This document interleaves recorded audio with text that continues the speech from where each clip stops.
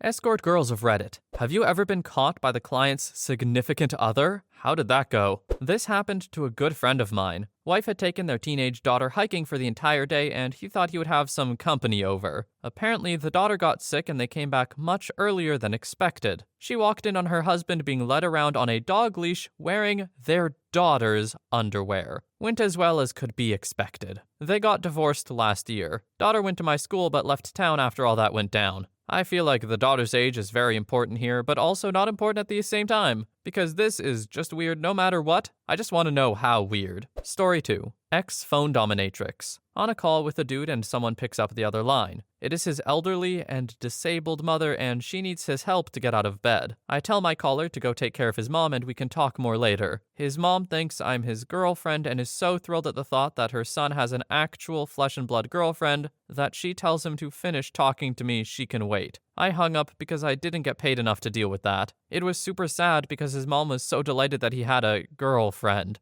I never heard from him again. Another caller hated his wife and wanted to be feminized while talking about what a jerk his wife was, and how disgusted she would be at his sissy desires. Once he got caught talking on the phone to me while literally hiding in the closet. Heard his wife say, "What are you doing in there?" My caller yelled back that he was organizing the winter coats, while hurriedly zipping up his pants and hanging up on me. Same caller once tried to send me $500 in gift cards, but the credit card company called him to make sure it wasn't a fraudulent charge, and his wife answered. He managed to talk his way out of that one too. Story 3. 2 wives of clients knew about me because their husbands flat out told them, under the sad misapprehension that once they were divorced, we would be free to have an unpaid relationship. The first time I was flattered, conflicted, and saddened. The second time, I was pissed off. You threw your happy home life away because you just hoped that some college girl was going to ride off into the sunset with you? Now I only do 2-hour maximum sessions, because I found that clients who book overnights or full day sessions are most likely to lose their grasp on the reality of the situation. Somehow, sleeping next to someone is more intimate than banging them, and it makes these men confused. These men are confusing themselves. Completely their own fault here. First of all, sneaking around behind their wife's back with escorts in general is probably not excellent. And second, the idea that someone who is paid to interact with you has any deeper feelings than that is just probably a bad idea most of the time. You gotta be really sure. This is just the escort version of a barista who's really nice to you that you think is into you. Story 4. When I was pro-doming, I had a great client, one of my favorites. He was this older guy, worked in construction, who liked to be dressed up like a pretty girl and humiliated. This is an incredibly common thing and easy money. For his 60th birthday, he decided he wanted to try getting pegged. That wasn't something I would do for just anyone, but we had a good rapport, and the idea delighted me. So I went ahead and made him mine for the evening. He loved it. We had a great talk afterwards about how liberated it made him feel, how as he got older he wanted to try new things, and how he wished his wife could understand and be adventurous with him. This is not an unusual conversation. What is unusual is that the guy apparently told his wife.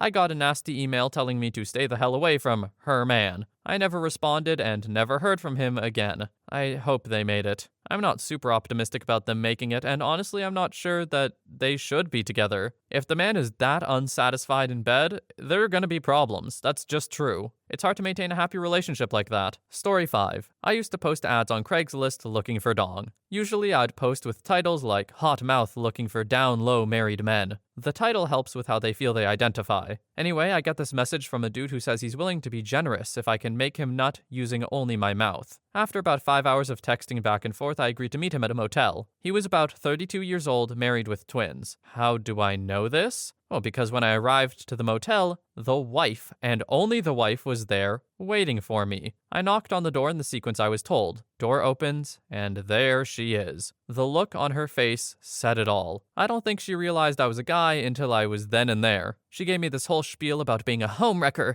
and that I should be ashamed. It wasn't as bad as it could have been. I did offer to give her some oral since I was already there. It didn't happen, but she considered it. Story 6. I worked as a dominatrix years ago, and during those years I had acquired some regular clients. This particular client worked in another province and lived in another country, but all the same was a very good client. He told me that he was separated from his wife. However, when he went back to his place in the other country, she found my dom number and called me. She was asking me who I was and how many times I saw him, etc. It went okay, besides her yelling and him pleading to not say anything. I don't even remember what happened after that, but he still remained my client after the whole ordeal. So, we can add one more tally to the list of people who either need a divorce or couples therapy. I feel like this tally is gonna get really long. Story 7. I was the client. Backstory: married young, 20, from extremely conservative background. I was an extremely selfish banging addict. I visited escorts, strip clubs, illegal brothels pretty consistently for the first 8 years of my marriage. Esso had no idea. I lived a pretty extreme double life. Relevant part of the story. I became emotionally attached to the last escort I met. We had mutual interests and even some mutual acquaintances. I considered leaving my Esso to be with her. I hated myself. I felt like I deserved to be with a drug-addicted escort. I couldn't handle the weight of my addiction, and I didn't want to hurt my Esso anymore. I came clean. Esso was devastated. Right or wrong, she wanted to know everything, every detail I could remember. Went through my phone and found the number of the last one.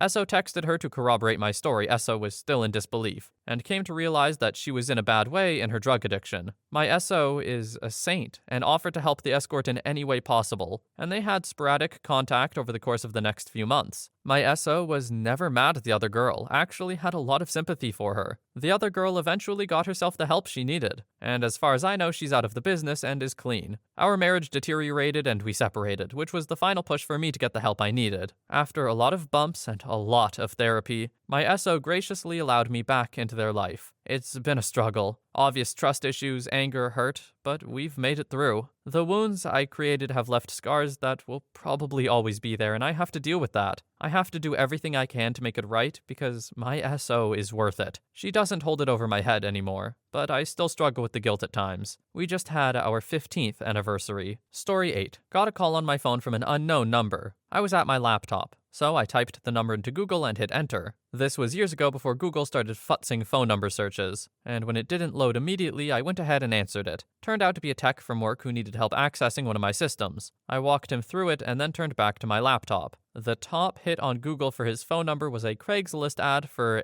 gay erotic massages. Oh, and it wasn't a wrong number. It had a couple of months of ad history, and even though there were no face pics, his unusually hairy arms and a small tattoo were easy to identify. I kept that story to myself for a few years, only relaying it after I left the company. I told the story at a bar with some old coworkers, not knowing that this guy's wife was friends with one of them. Ooh, anyway, my bad. Story 9. I knew someone who began going to escorts. My friend was his girlfriend, and she noticed he had missing hours in his schedule. Apparently he would lie about being with friends or where he'd been. I thought she was being insane and clingy, but she finally snapped when a group photo of a work event that didn't have him in it popped up on Facebook. She asks around. He wasn't at that after work event despite saying he was. So being a sane individual, she hid her phone in his car. She tracks it from her house once he's done with work and is likely up to no good. She sees her phone as showing at some expensive apartment building where the car is parked. She goes there, smashes his window, retrieves her phone, and then calls him with it. Not sure about much after that, but apparently he had white powder all over his face. Needless to say, they aren't together anymore. Story 10. I had a very close friend that was an escort for a while. When she met a man and they hit it off, he would show her pictures of his wife and children. Eventually, the man has the brilliant idea to stage a meeting at a bar with my friend and his wife. The plan was for my friend to seduce the wife, they would have a trio, and all the guy's dreams would come true. It frickin'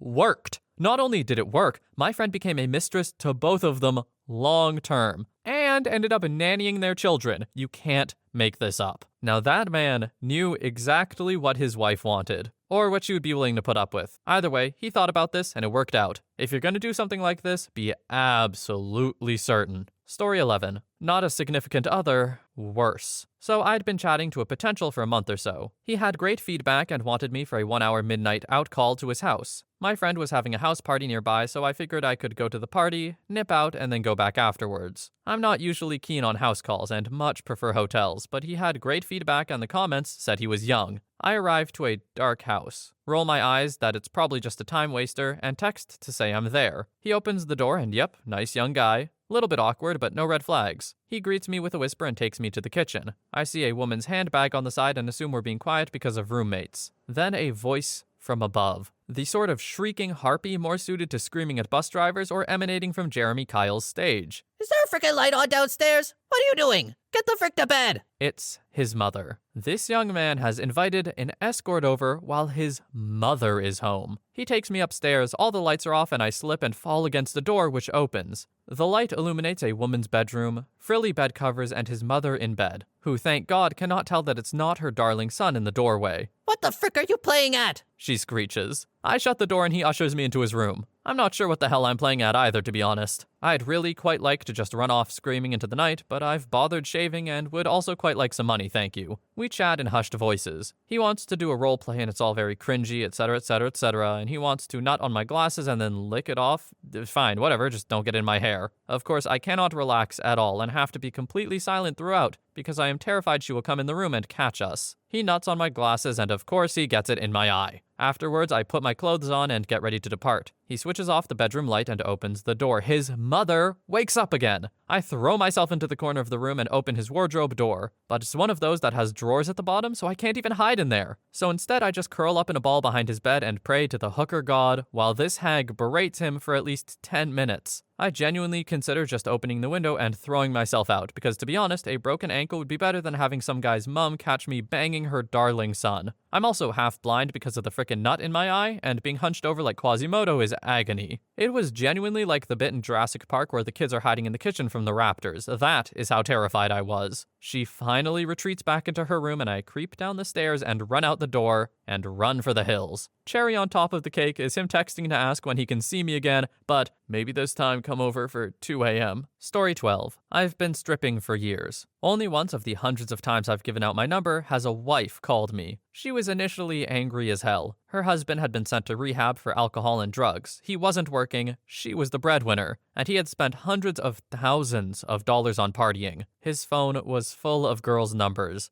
Escorts, strippers, random girls he was banging. She was going to call everyone in his phone book. My name begins with a Y, so I don't know how far she got down the list. She asked me why I was stripping and I told her about college and whatnot. She wasn't angry with me at all, but very angry with him. She promised to come visit me sometime, crazy as hell. She asked how much he gave me and it wasn't much. Just a $100 bill for a $20 lap dance. His friends were giving me money too, so I figured I should keep in touch with them. I spent the money on a couple of school books the next day and she was okay with that. Smartphones get even smarter every year, so this stuff is easier to hide than ever. But people who constantly lie can't hide it every single time. I am proud of this wife for being mad at him and not her. I feel like it's way too common for people to be angry at the person their partner is cheating with as opposed to their partner, when really, it's 100% their partner's choice. Unless it's not consensual in some way, obviously, but outside of that, 100% the partner's choice. If you ever really want to cheat on someone, just consider breaking up, for real. Story 13.